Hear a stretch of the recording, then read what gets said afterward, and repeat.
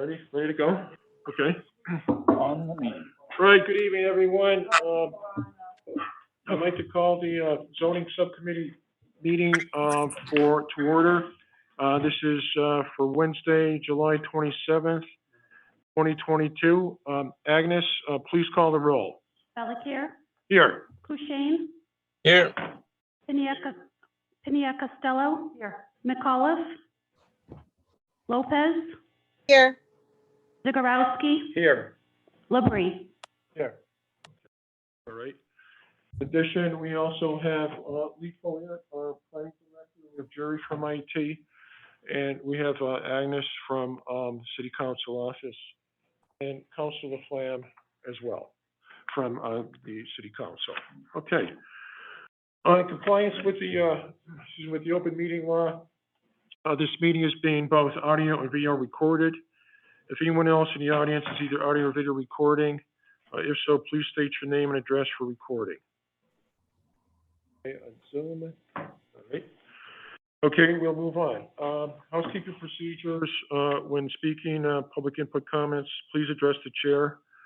Please state your name and address when speaking. Limit your input to 3 minutes or less. There'll be no discussion of collective bargaining issues, personalities, or personal attacks. Okay, I think we're ready to go. All right. We have one item for tonight's meeting for Wednesday, July 27th, and I'll read that item into the record.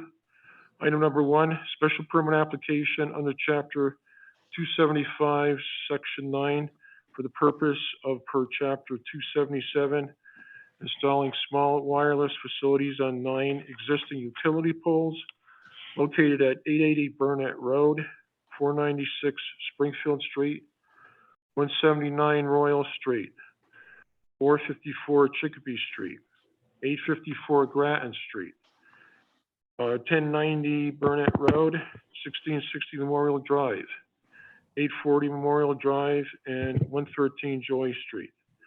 The applicant is Selco Partnership, DBA Verizon Wireless.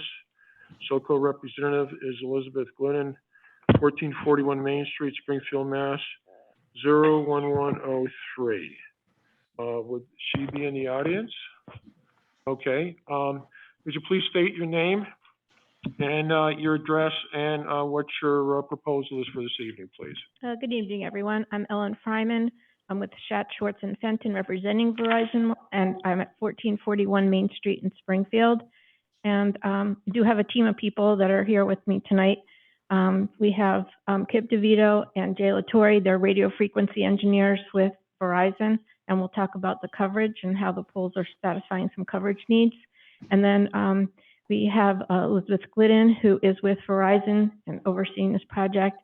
Derek Mayhew is the designer with Centerline, and he designed the installations, the proposed installations.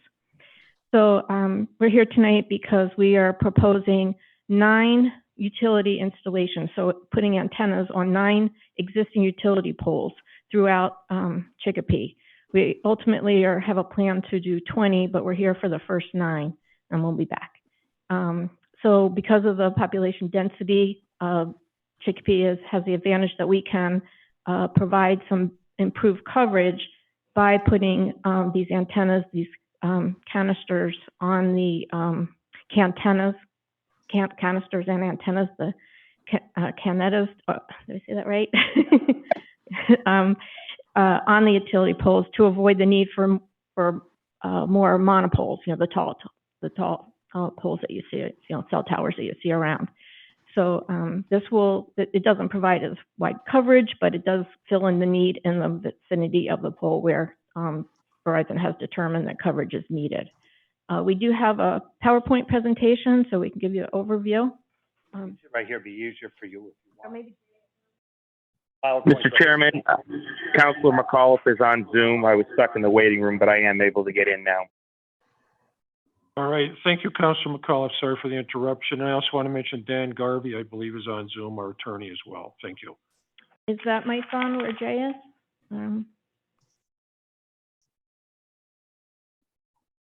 Okay. I want to sit at a table. Is the mic on?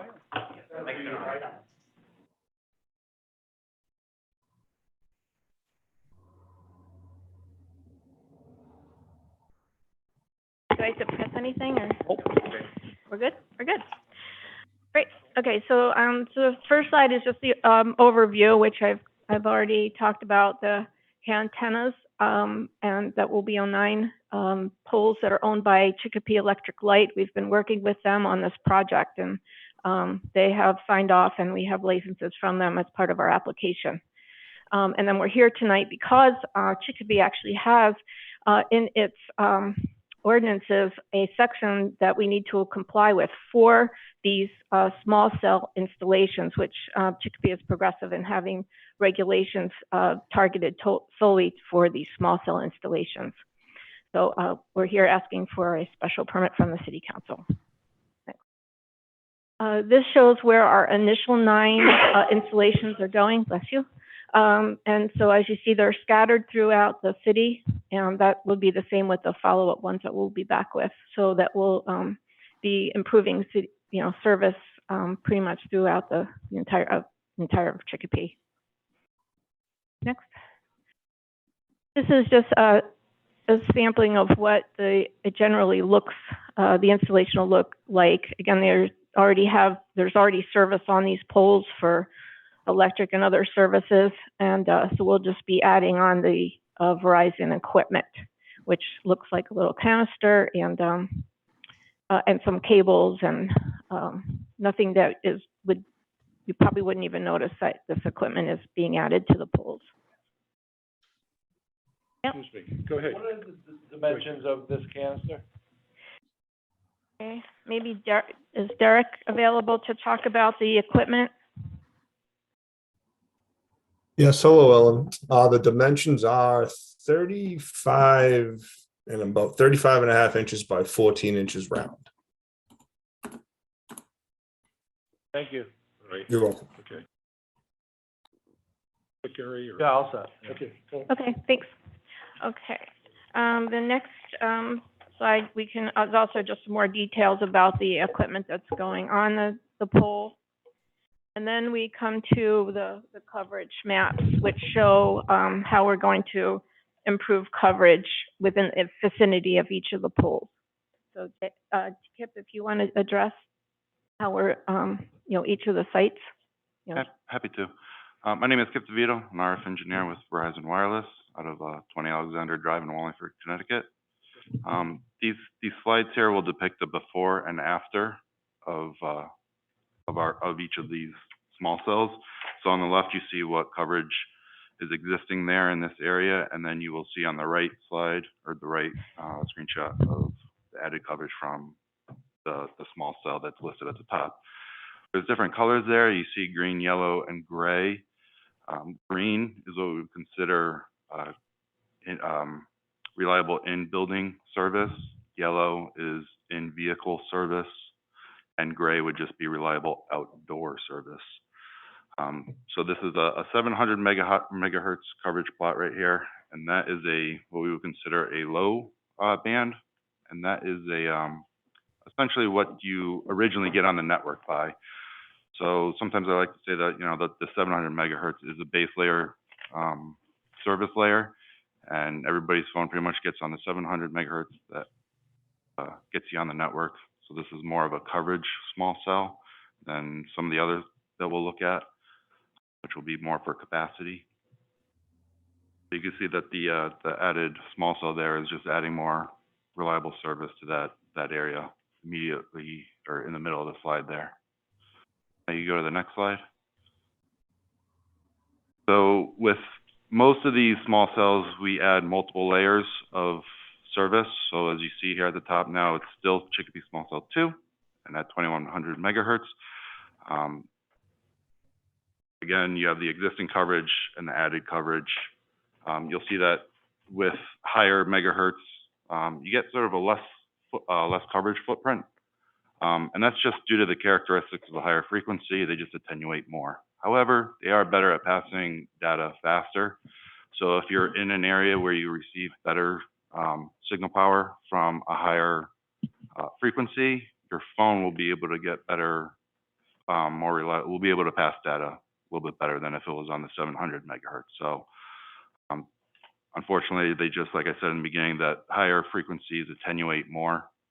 Therefore, when you are building sites with higher frequencies, you just need, unfortunately, more of them. Next slide. Chicopee small cell 4 here. Everything I said in the previous slides will be pretty repetitive throughout these slides here.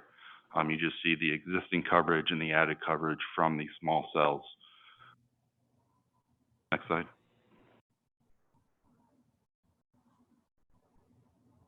Chicopee small cell 7, 2100 megahertz. They're all pretty, if you just want to, they get the repetitive. Chicopee small cell 16 megahertz. Chicopee small cell 18. 23. 24.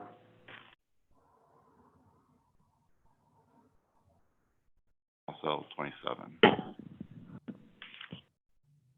I'll just add that these are easy to install and the equipment's put up in a day.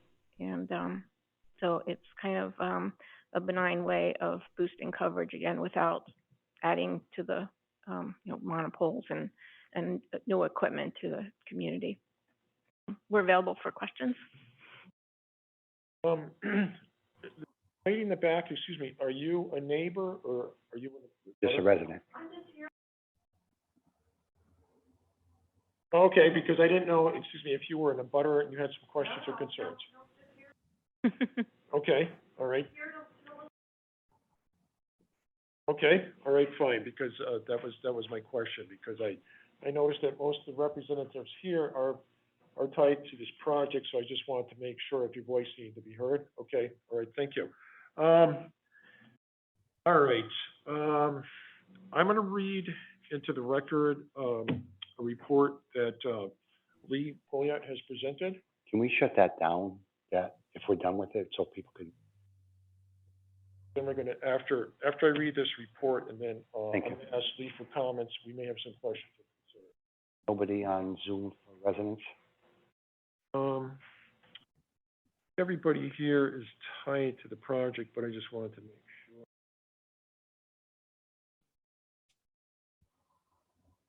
Okay, thank you. Okay, all right, I'm going to read the report from our Department of Planning and Development. This is regarding a special permit application, site plan review. Report for the installation of wire telecommunications by Cellco Partnership, DBA Verizon. Councilor Balakir. The Department of Planning and Development has received, reviewed, and completed a site plan review advisory committee, SPRAC review, for enclosed special permit submitted by Cellco Partnership, DBA Verizon Wireless, for the proposed installation of wireless telecommunications facilities for City Ordinance Chapter 277, wireless facilities. As the review of a special permit follows an unusual process, as compared to traditional special permits submitted under City Ordinance Chapter 275 zoning, I will summarize work completed as of this submission. There are some bullet points listed here. The Department of Planning and Development received a draft special permit application with supporting materials on April 13th, 2022, as date stamped on the original application. I, as Planning Director, completed an initial review of the draft special permit application and support materials on April 19th, 2022. Then met with the applicant's legal representatives to review edits and additional information needed for a complete submission. An updated special permit application with supporting materials was received by the department on April 27th, 2022, as date stamped on the updated submission. The updated special permit application with supporting materials was distributed to the departments noted in Chapter 277 for SPRAC review. Departments included Building, DPW, Engineering, Health, and Chicopee Electric Light. As Planning Director, I did not deem any further departments necessary to complete the SPRAC review. Comments from reviewing departments were received through May 27th, 2022. Comments were then aggregated to form the SPRAC report included with this memo. With SPRAC complete, I am now submitting the complete special permit application with supporting materials and SPRAC report to the City Council, for which we'll schedule the required public hearing for the application. If you have any questions regarding this memo, the enclosed SPRAC report, or special permit application, please do not hesitate to contact me at any time. I look forward to completing the review of this report. With regards, Lee Poliat, Director. Checking, I think. Look through here. We also have one other report in here, and this is by the Historical Commission recommendation. I'll just read this report also into the record. The Chicopee Historical Commission held a public hearing on Tuesday, May 10th, 2022 at 4 p.m. The purpose of the hearing was to discuss the installation of a wireless communications antenna or on existing utility pole number 102 on Sheridan Street. The utility pole is within Westover, ARB, which is considered an historic district in the city of Chicopee. Again, this is referencing utility pole number 102 Sheridan Street. And the committee voted for approval of then for the, and this was by the Historical Commission recommendation. Okay, all right. I was going to let Lee just reference if he has any further questions or comments. Lee, go ahead. Thank you. So this is a rather straightforward review and SPRAC report that you have in front of you. Process in that the SPRAC review occurs prior to the submission. So you have everything before you. The SPRAC report comments are minimal, and I think that's a testament to the fact that the applicant did their work up front with the Electric Light Department to get their licensing and permitting in place for these installations. The only major SPRAC comment really was just regarding the identification of the poles and making sure that Delco's reference to the poles was consistent with the nomenclature used by Electric Light. Otherwise, none of the other reviewing departments had any major comments. Okay, I'll open it up to questions or comments from any of the councilors. Councilor Flam, go ahead. Yes, thank you. Just a couple of questions. My first one is, these are City of Chicopee poles, correct? Correct. Okay, thank you. Second of all, do they have this in Holyoke and Springfield also? Do you have some yet in Holyoke and Springfield? We do in Springfield. I'm sorry, Mr. President, just to clarify, you're asking if we have existing facilities on utility poles? Absolutely. Okay. And do you own the poles in Springfield and Holyoke? we do not. In Chicopee, you do own poles, correct? Some poles? Actually, I should clarify, and let me just start by introducing myself, sir. Juan Latorre, on behalf of Verizon, radio frequency engineer. Home address is 122 Forest Hills Road in Springfield. So I should clarify. So we're here representing Verizon Wireless on the wireless network side. To your point, Verizon Landline does have typically a 50% interest in utility poles. So for example, like in the city of Springfield, they're typically co-owned between like Eversource and Verizon. And I'm not an expert on that. I can't say for certain whether or not the assets in Chicopee and Holyoke, where there are municipal light plants, if they're co-owned. My colleague Elizabeth Glidden is on the phone. She may be able to speak to that. So I apologize for the clarification, since they work on the wireless side, a little different than the wireline side. Good evening, Liz. Is that something you might be able to speak to? I'm sorry to catch you off guard with that one. Nope, that's fine. For the record, my name's Liz Glidden. I live in Connecticut and I work for Verizon Wireless. Can you repeat the specific question? Yes. The question is whether or not in the city of Chicopee, where the poles are owned by Chicopee Electric Light, do you happen to know if they are co-owned with Verizon Landline? Which is typical in other cities? My in understanding, some you own a cases, lot of yes. them. Okay. The reason Can I I asked chime- that question is my understanding is you own quite a bit of poles in Chicopee. Not shared, but you own. Go ahead. I can chime in on that. Can you guys hear me? Yes. Yep. Yes. Thanks, Eric. Yeah, my name's Eric Morgan. I'm the engineering and operations manager at Chicopee Electric Light. Most poles in Chicopee are joint owned between Verizon Landline and Chicopee Electric Light. Pretty much any pole that has telco landline service and electric on it is joint owned. Typically, the only solely owned poles are ones that only include electric, which would be solely owned by us, or the poles that only include Verizon, which would be solely owned by Verizon Landline. Do you know what the percentage that you own outright by just without the co-own with the city? I do not know that number off the top of my head, but it's very small. It's probably 2-3%, something like that. All right, thank you. And I'm leading somewhere to ask these questions, that's why. And the reason I want to bring it up because I have a concern. We had a meeting, I think utilities or something, and we brought up about poles that we had the Chicopee Electric Light here, and we had talked to him. And if you could you're the legal for them? Correct. All right, if you can get some information to them, and that I would like some information if we don't get it tonight. So what I was looking for, and I talked to him, and he was going to try to give me someone to talk to him at Verizon. We have a little bit of a concern in Chicopee with some areas where we're trying to put some signs, basically no parking, emergency signs. And I'll give you a good example. Councilor Kushane's ward, I supported him in Ward 7 regarding the fire department. They wanted 2 signs that says no parking so they get the fire trucks in. The issue was that they couldn't dig in the ground because there was pipes and there was wires and there was no way to put a pole by the city of Chicopee, a standing pole for a no parking sign, not an electric light pole, a pole. So they gave us some permission to put them on their poles. I know years ago, people climbed them.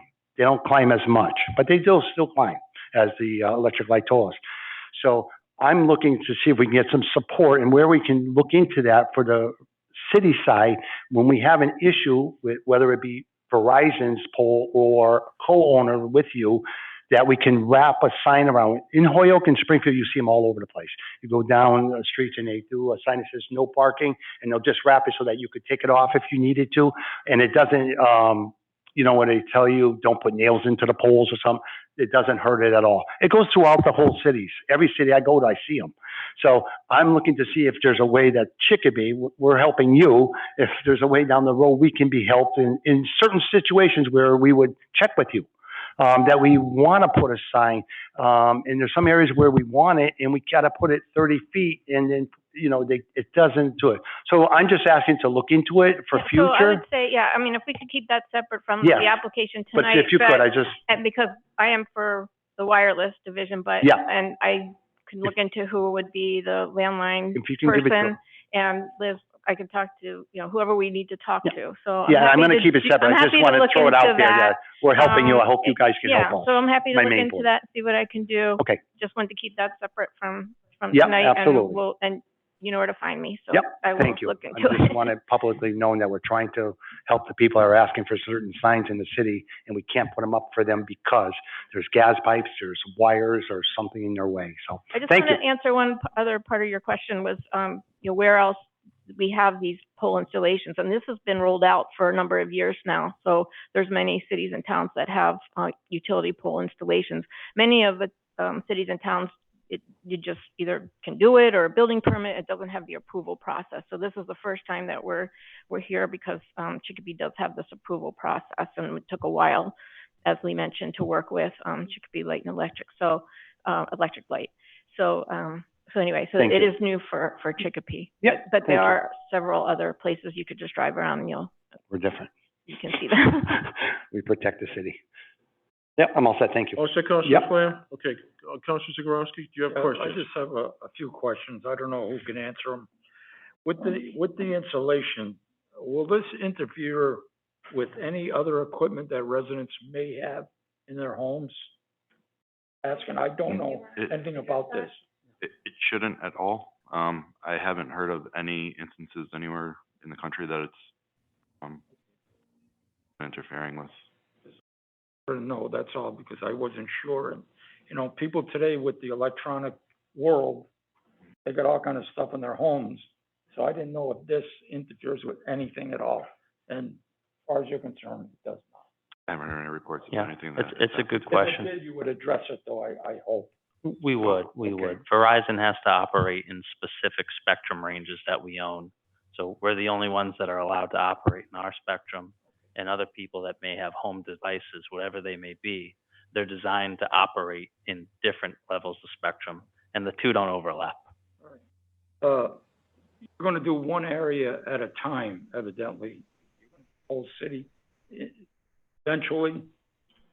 So these 9 poles are pretty much spread around the city, and then when we come back Oh, for. it's not just one area, I was looking at that. Yeah, no, there's 9 different locations, pretty well spread throughout the city. Okay. And then we'll come back with 10 more that, again, you'll see will be The initial still in. project of, that you're gonna do, so many 9, how long will it take to do this?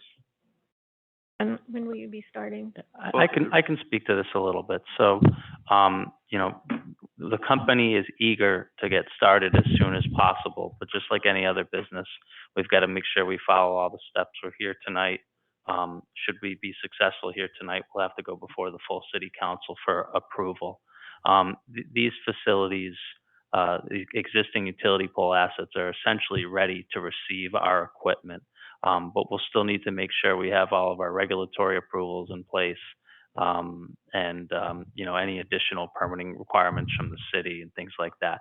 As Attorney Fryman mentioned, the construction itself only takes a day to do, but may take, just like any other construction job, several weeks to a month or two to coordinate. And we'll obviously be in communication with Chicopee Electric as we make plans to conduct that installation. Once the installation is complete, every utility pole is a little bit different. Some of them may already have the fiber optic cable connected to the facility. Some of them may still need to have a power hookup. This is, you know, obviously the first time that Verizon and Chicopee Electric Light are working together on this project, but I'll speak from my experience. The two sides seem to be very well aligned, and I think are eager to make these service improvements. So, yeah, unlike a conventional monopole that might take several months, it isn't too, you know, improbable that from the first time we go on site, that facility is turned on within, you know, 30 days. When exactly go on? Approximately a couple of months to do Yeah, an well, average. Liz can correct me, Yeah. but I believe this is a 2022 project, so it will be done this year. We'd like to go as soon as possible, and you know, we're eager to deliver the service. So when you say you're gonna do the whole city, what do you estimate it's gonna take for the whole city to do? Well, I'm just saying that we're, these You installations have are, to come before us again. oh, yeah, we'll be Okay, back. all right. Yeah. We'll be back soon, I hope. All right, all right. And Now, you have a good relationship evidently with the just back up. The the electric light department is in the process of, fiber optic, so. Cross fiber. So how is this gonna affect anything you're doing? it doesn't affect anything. In our instance, although the city electric light does have fiber assets, we'll be utilizing Verizon's fiber to deliver fiber optics to the facilities. All right, I just wanted to know that. Now, when you're doing this work, do you have a crew that comes in with a truck? Is that how it works out? Right, and there's probably like a police detail for the day that That they're was my there. other question. Yep. You will be Yeah, we hiring take care of that. police officer to take care of it. Some of these companies come in and don't, and they should be. But I understand that's another issue, but you do hire police officers. We take care of that. So you have the complete cooperation of the electric light department on this. That's correct. We couldn't move forward I know without you said that, but I'm just double checking. I think we that's have all. someone that can vouch to that. That answers my question. Thank you. Okay, all set? Yeah, Okay, I'm all set. all right, I- okay. I just Go ahead, have Gary. a- Go ahead. A question on, I think, Counselor Zagorowski thinks that you're gonna come back and put a lot more in from what I took of it. You're gonna put, 9 in now, and you're gonna come back for 10. Does that take care of the whole city? I think there's one or two others that I'm aware of, but that's all I know of. Okay, but it's not gonna be hundreds, No. okay. Yeah, not at this point in time, but, you know, just like anything else, I always like to make the analogy of the old, you know, can you hear me now commercials? You know, we build, we invest, we get out there in the field and test. And, you know, as we identify areas that may still need enhancements, you know, we'll continue to work on those projects. We'll create new projects if needed, and we'll continue to process, whatever process the city lays out to obtain approval. Thank you. Fine, Counselor Gary. Thank you. Okay, Counselor Costello. regards to this, project, when you go to the neighborhoods to do, notify the residents that you're gonna be on their street and you're doing some work on a telephone pole? I don't know the process, I'm not part of the work detail, so I'm not sure how that works and who gets notice. There's some truck in the road and there's some construction going on in regards to going up and down a telephone pole with a truck or whatever.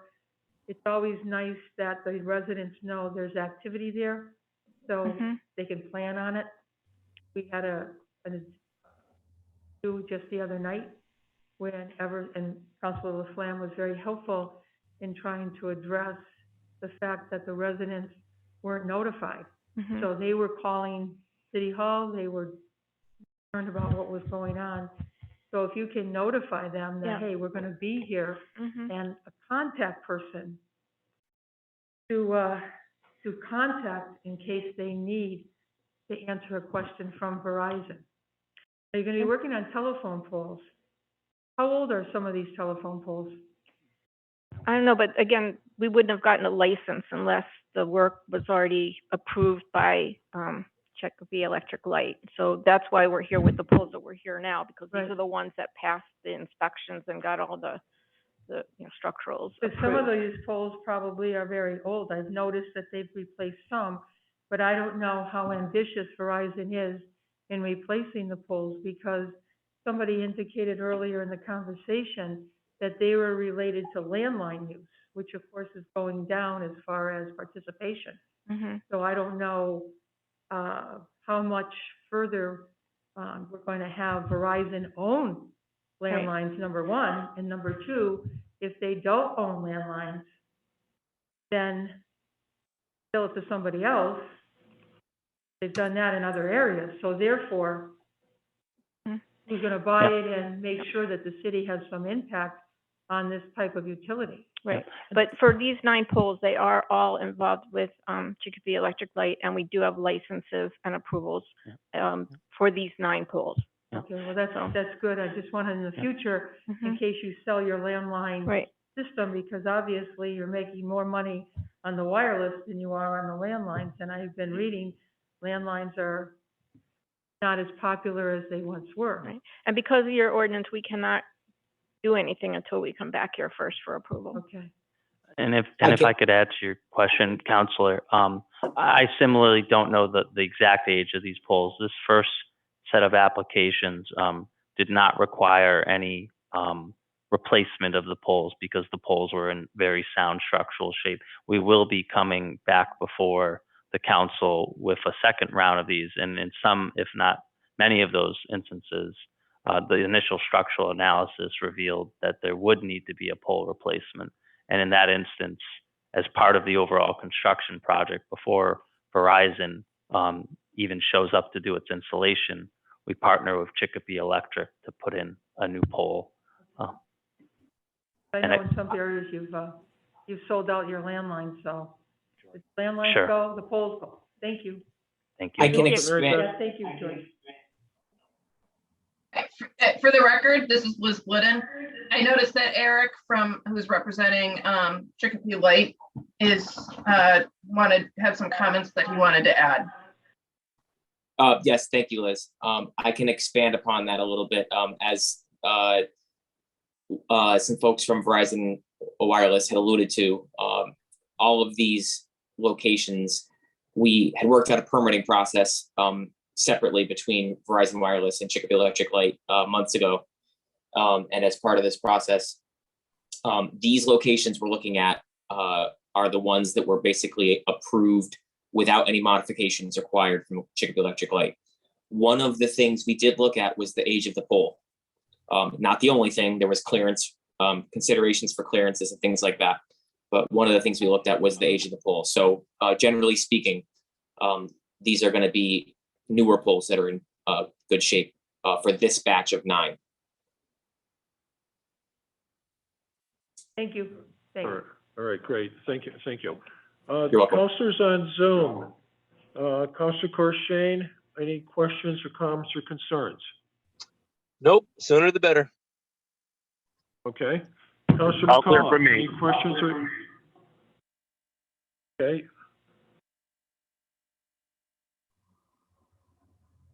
No questions for me either. Okay. Is that Counselor Lopez? It was. Okay, all right, okay, great, thank you, okay. All right, then, I think, folks, what we have to consider also here is the SPRAC report, because that's an important piece of the puzzle here. So my sense is, unless someone has some issues, I would take a motion on the floor to approve, subject to all conditions stated in the SPRAC report and be met by the applicant. I can make the motion as well as vote yes on the motion. Already did it. Okay. All right, okay. All right, so I'll write that up. All right, okay. All right, give me a minute to write this up, this verbiage. Okay. I think I heard Okay, someone say all right, already. second. I still vote yes. Right. Okay, all right, okay, just give me a minute to write this up, please, okay?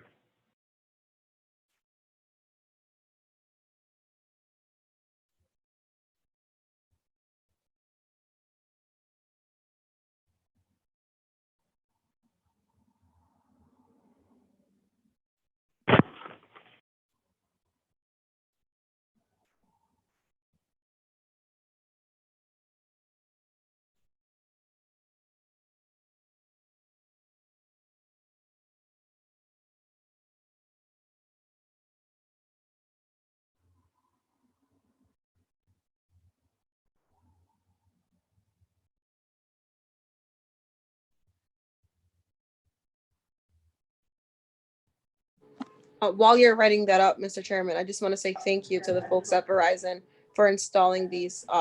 Particularly in my ward, we have a pretty severe coverage issue. So I know that the residents who are Verizon customers will be very happy to have some added coverage. Okay, thank you. Thank you.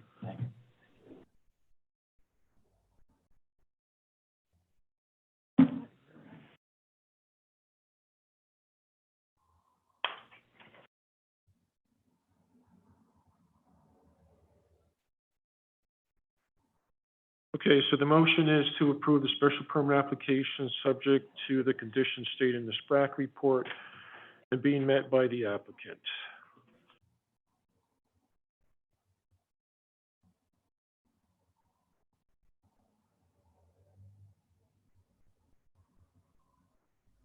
Gary, will you be the scrivener? Okay. And did Bill say that he was going to approve? Yep. Okay, and Councilor Crochet, and all of them, and Councilor. All right, great, thanks, Mary Beth.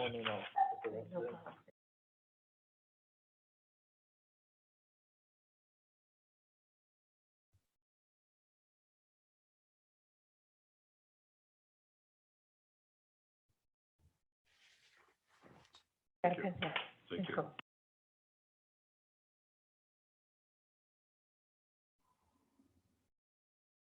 Don't take your time, Gary. Okay.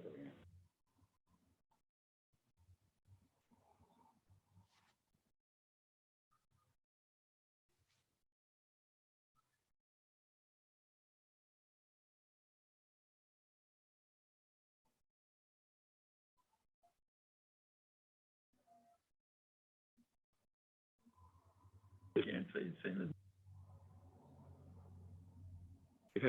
might have concerned neighbors, one never.